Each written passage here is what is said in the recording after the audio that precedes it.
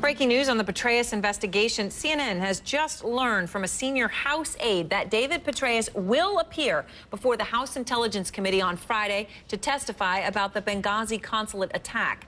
There had been some questions about whether Petraeus would appear on the Hill after he resigned as CIA director, but we can now confirm that he will also be appearing in front of the House. Well, now to tonight's Outer Circle, where we're going to reach out to our sources around the world. And we go to Gaza tonight, where Hamas says Israel has opened the gates of hell on themselves after an Israeli airstrike killed the leader of Hamas military wing.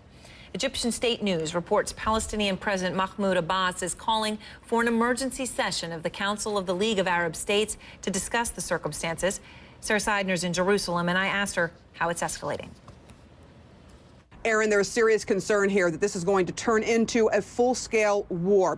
Now, what happened around 4 o'clock in the afternoon, Jerusalem time, is that there was a targeted airstrike on a Hamas leader. The leader of its military wing was killed, Ahmed al-Jabri. He is also one of the founders of Hamas. So a major reaction from Hamas saying that Israel has opened the gates of hell on itself and that they will see a reaction and retaliation from Hamas. So far, we've seen dozens of rockets coming into southern Israel, and Israel has also responded with dozens of airstrikes, as well as strikes from its ships that are anchored off of Gaza in the Mediterranean. We now know there are 85 people who have been injured in Gaza, 7 to 8 people killed, and there are also several people injured in Israel. Aaron? Our fifth story out front, Susan Rice, the lightning rod.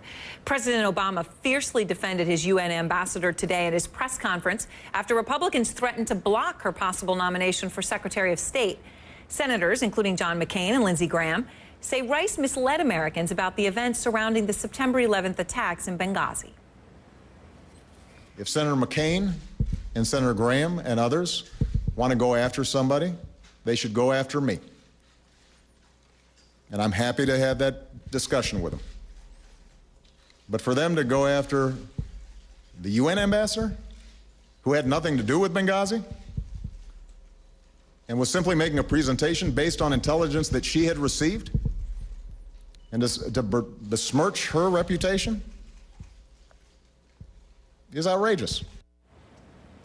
Out front tonight, Republican Senator Rand Paul of Kentucky. He serves on the Homeland Security Committee. And Senator Lindsey Graham responded to the president in a statement. I wanted to quote it for you when I got it in my inbox. It was strongly worded.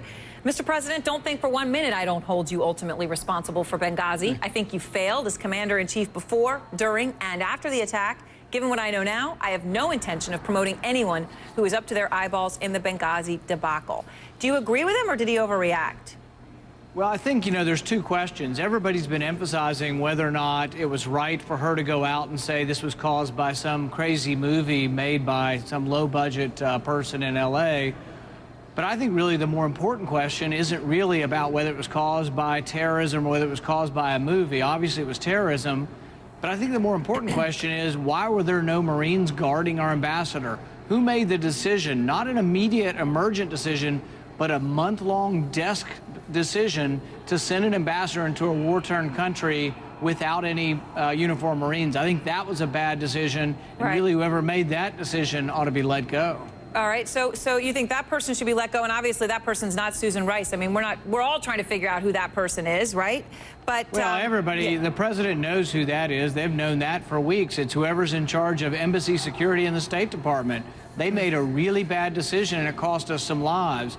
And when you're the head of an organization, you make bad decisions, you should be fired. I mean, the person who decided to have no Marines guarding the ambassador should be fired. I mean, just plain and simple. But I don't know that that's Susan Rice. I think we get involved with Ambassador Rice, and we're getting off subject. Who made the decision to have no Marines guarding the ambassador? That, to me, is the most important of all the decisions. I want to ask you about the Benghazi hearings that are starting and General Petraeus, or Director Petraeus of the CIA, in just a moment. But first, on Susan Rice, when she made that appearance on the weekend talk shows, it became something we all were talking about a lot, because for a long period, it was sort of it was the statement that set the tone, right? The video using the word spontaneous.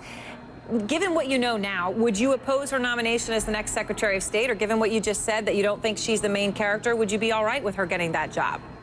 I'm not ready to make a decision on it. I think there were political decisions based on Benghazi that really shouldn't have been political.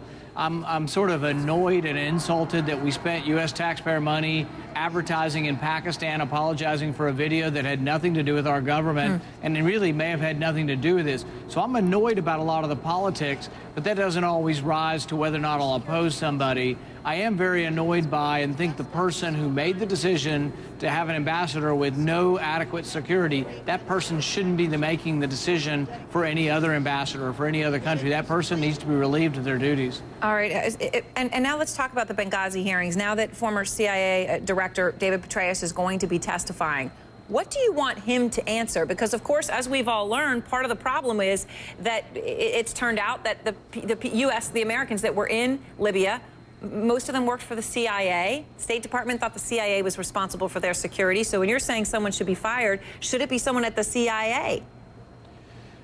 You know, I don't know enough of the details to exactly tell you the comment. My understanding, though, that embassy security isn't the CIA's responsibility. Embassy security is the State Department.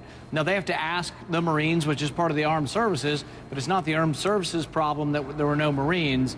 It's the State Department for not asking for Marines and for making, I mean, what kind of decision is it to have an informal militia guarding your ambassador? Would we ever trust someone to guard our diplomats who's like a band of roving people with guns strapped to their jeeps roaming around Benghazi? Right. It's a mess there, and it's craziness. Not have our own soldiers guarding our diplomats. We should never put diplomats in that situation. If there had been 2 Marines with automatic weapons, the ambassador might have gotten out alive. If there had been 10 Marines, I'd say they had a really fighting chance to get out alive. And I think someone made a bad decision. It doesn't make them a bad person. It just makes them someone who shouldn't be in charge of making that decision for any other ambassador.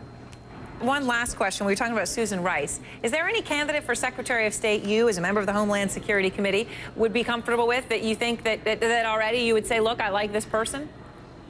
You know, I wouldn't want to prejudge it. I'd have to just wait and see who they appoint. It is one of the things, when you win the presidency, I am a believer that President Obama does get to choose who he'd wish, and there has to rise to a certain level of problems before I'm going to say I'm not going to vote for him. For the most part, I have supported a lot of President Obama's nominees, but I am concerned about the movie with Senator Graham, and I am concerned about other things. So I think there have to be some questions answered before any of us can make any decision on this. All right. Well, thank you very much, Senator Paul. Always a pleasure, sir. Thanks, Aaron.